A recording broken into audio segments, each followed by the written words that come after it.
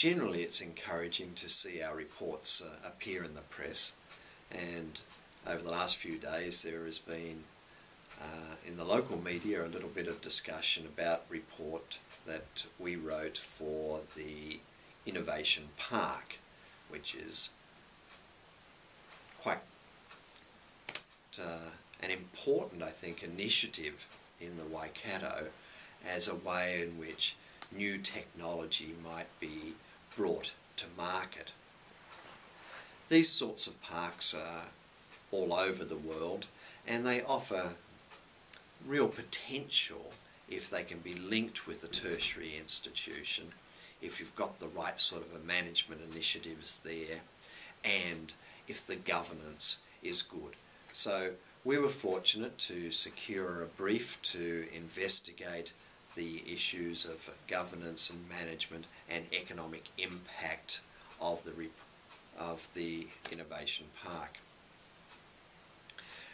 While the report remains largely confidential, it's obvious that some people have been talking about it because it finds its way into the local media.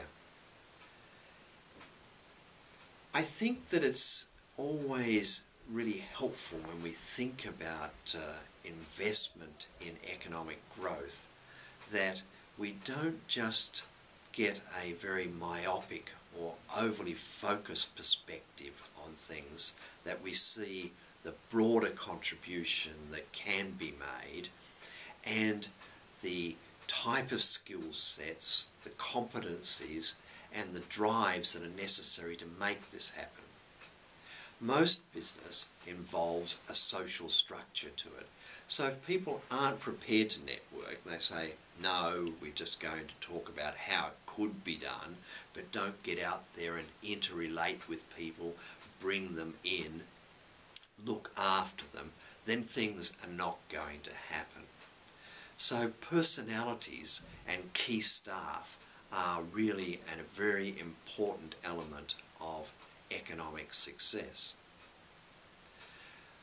When we look at how these networks come together, there really is a lack of understanding and research. An interesting little study that came past me last week was in the tourism area and events. How do events flow through to motels and hotels in revenue streams?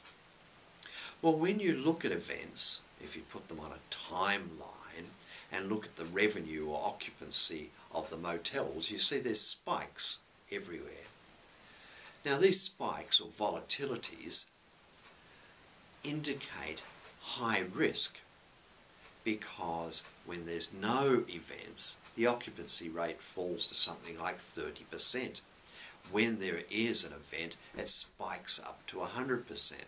So people are, in a sense, investing in the capacity of the city to generate events so that on average their occupancy will fall above 50%. Of course, those that start to see things growing in the events area open up new accommodation and drive down the returns once again.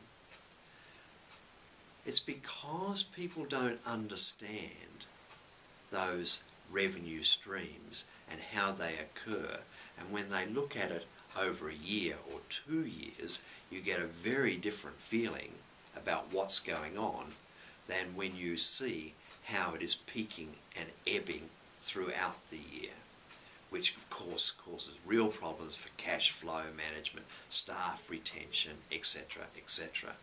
It really is important to understand the networks, the supply and the value chain in both big picture economic development in a region and at the small business level.